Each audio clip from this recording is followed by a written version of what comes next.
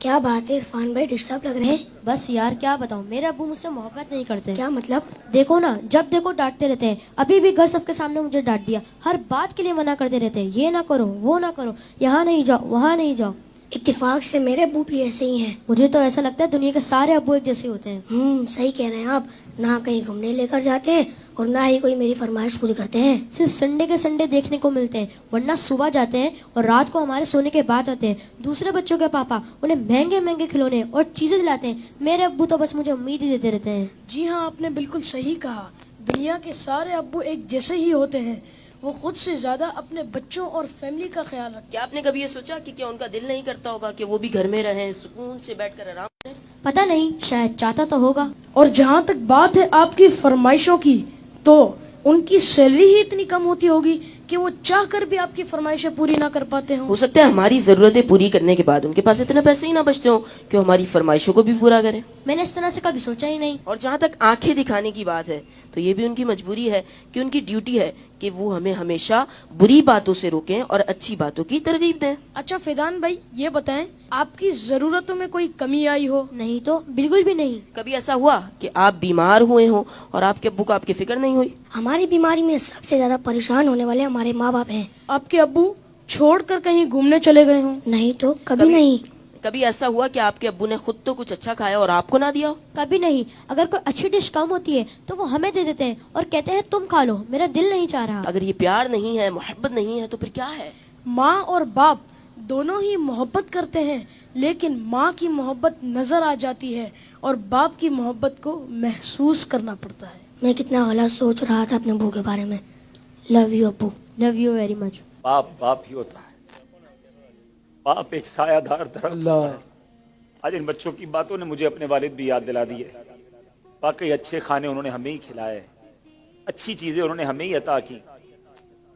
اور وہ بچے جن کے والدین ان کی فرمائشیں پوری نہیں کرتے نا، انہیں یہ سوچنا چاہیے۔ صرف میں بچوں سے بات نہیں کروں گا، گھر کے اور بھی افراد ہیں، زوجہ بھی ہے، بیٹی بھی ہے۔ وہ کہتی ابو آپ ہمارے لیے کچھ لاتے نہیں ہیں، بیوی کہتی شوہر سے آپ کچھ لاتے نہیں۔ اس بیچارے سے تو پوچھو اس کی مجبوری کیا ہے۔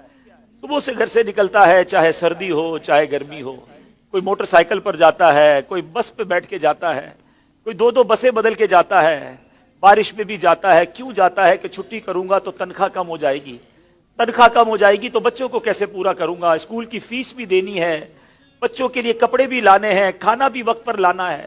ہر چیز ہمیں تیار ملتی ہے۔ اس کی سورس کون ہے؟ وہ سورس ہمارے والد ہیں۔ اور بہت پیاری بات اس بچے نے کہی کہ ماں کا پیار تو نظر آتا ہے، والد کا پیار محسوس کرنا پڑتا ہے۔ پوچھو ان سے جن کا باپ چلا گیا۔ والد ایک سایہ دار درخت ہے۔ کبھی درخت کو دیکھا آپ نے؟ اس کے اوپر کے پتے گرم ہوتے ہیں، وہ ساری دھوپ اپنے اوپر سہ لیتا ہے اور اس کے نیچے اپنے بچوں کو چھاؤں دیتا ہے۔ اگر لوگ بعض اوقات اپنے والد کی قدر نہیں کرتے، اپنے والد سے الجھتے ہیں، اپنے والد کو برا بھلا کہتے ہیں، یاد رکھیے میرے آقا فرماتے ہیں، اس کا مضمون یہ ہے کہ والد کی رضا میں اللہ کی رضا ہے اور والد کی ناراضی میں اللہ کی ناراضی ہے۔ کبھی اپنے باپ کو ناراض مت کرنا۔ اگر وہ بوڑھے ہو گئے ہیں تو اب تمہاری باری آئی ہے، ان کی خدمت کرو، انہیں یہ احساس دلاؤ کہ اب میری باری ہے آپ کی خدمت کرنے کی۔ ہم اپنی ماں کو تو کہہ بیٹھتے کہ ماں میں تم سے بہت پیار کرتا ہوں۔ میں ساری دنیا کے بچوں سے پوچھتا ہوں کہ کب اپنے باپ کو کہا تھا کہ ابو آئی لو یو، والد صاحب میں آپ سے بہت پیار کرتا ہوں، آپ دنیا میں آج میں جو کچھ ہوں ابا جان میں آپ کی وجہ سے ہوں، یہاں تک پہنچایا مجھے آپ نے ہے۔ ارے جس نے انگلی پکڑ کر چلانا سکھایا، جس نے ہر مشکل میں کہا گھبرانا نہیں، میں تمہارے ساتھ ہوں۔ کہیں پھنس جاتا تھا تو ابو کے پاس آتا تھا، وہ کہتے بیٹا میں سنبھال لوں گا۔ اب وہ جب چلے گئے اب پتا چلتا ہے کہ کون ہے جو سنبھالے گا۔ بچپن اور بڑھاپا برابر ہوتا ہے۔ جب ہم چھوٹے تھے ہم نے بڑی ضدیں کی، ہم نے بہت اپنی باتیں منوائیں۔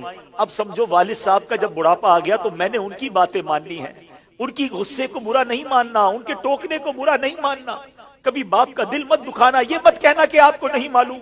ارے اسے کہتے ہو کہ نہیں معلوم جس نے ہمیں چلنا سکھایا، جس نے ہمیں کھڑا ہونا سکھایا، ہر مشکل میں جس نے ہماری مدد کی۔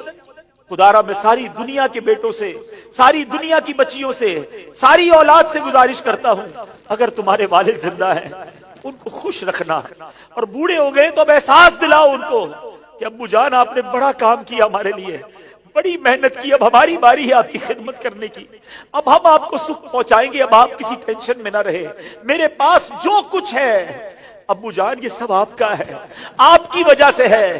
दुख है उस औलाद पर जो अपने वालिद को कहती है कि ये मेरा है आपका नहीं है, मैंने कमाया है आपने नहीं कमाया। ये कभी मत कहना, मेरे पास जो कुछ है, जो शराफत है, जो इज्जत है, जो दौलत है, वो सब कुछ माँ बाप की वजह से है, वो वालिद की वजह से बिलखुसूस है। अपने वालिद को बुढ़ापे में खुशी देना, और जिनके माँ बाप चले गए अब उनके लिए खूब इसाले सवाब करे, उनकी कब्र पर जाया करे, वहां दुआएं किया करे।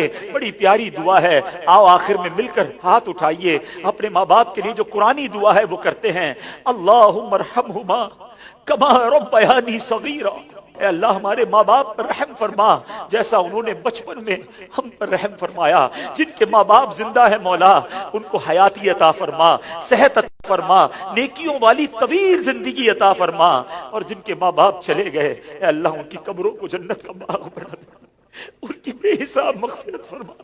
तेरे दरबार में हम दुआ करते हैं, उन्होंने हम पर बड़ी मेहरबानियां की हैं, तो हमारे माँ बाप पर मेहरबानी फरमा। आमीन बिजाहिद नबील अमीन सल्लल्लाहु तआला अलैहि वसल्लम। मैं इन बच्चों का शुक्रिया अदा करता हूँ। उम्मीद है कि आज आपके इस सेगमेंट की वजह से कई बेटे अपने माँ बाप बिलखुसूस वालिद के करीब हो जाएंगे। अगर किसी ने बाप का दिल दुखाया है आज ही जाके माफी मांग लो, उनके पैर पकड़ लो, क्योंकि वालिद राजी तो रब राजी, वालिद नाराज तो रब नाराज। जन्नत में मुस्तफा के सहाबा जहां रहे,